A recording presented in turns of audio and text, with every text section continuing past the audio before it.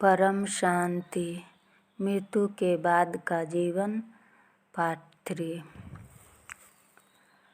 यदि मृत्यु के बाद के जीवन को समझना है तो हमें आत्मा का ज्ञान होना चाहिए और हमें आत्मा के अस्तित्व पर संपूर्ण विश्वास होना चाहिए।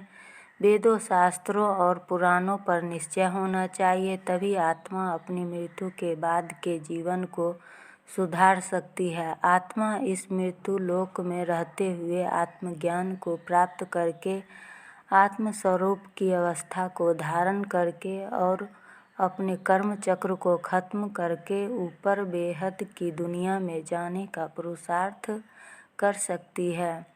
यदि मनुष्य देह और देह के संबंधों के जाल में फंसा रहेगा तो वो अपने कर्म चक्र के जाल से कभी छूट नहीं पाएगा और विवश होकर उसे जीवन मृत्यु के चक्र में आना पड़ेगा।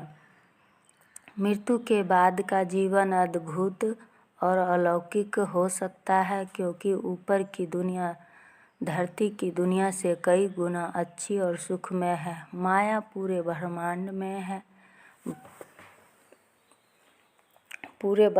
में व्याप्त है। जैसे जैसे ऊपर के लोकों में आत्मा जाती है, वहाँ सुख की मात्रा बढ़ती जाती है। ब्रह्मापुरी में सुख की यात्रा स्वर्ग से अनंत गुना अधिक है। इस धरती पर दुख और नरक समान जीवन है, लेकिन यदि आत्मा को स्वर्गलोक से ऊपर के आयामों का ज्ञान हो तो वो जनलोक, तपलोक से होते हुए दूसरे ब्रह्मांडों तक जा सकती है और अंत में वो अपने रचयिता में मिल जाती है। आत्मा का असली सुख इस मृत्यु लोक में नहीं बल्कि ऊपर के लोकों में है, जहाँ परम सुख, परम शांति और परम आनंद की प्राप्ति है।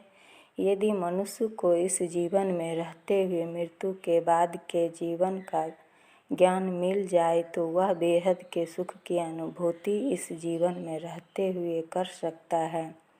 यदि आत्मा एक बार अनंत परम सुख की प्राप्ति कर ले तो उसके बाद उसे मृत्यु लोक के सभी सुख फीके लगेंगे।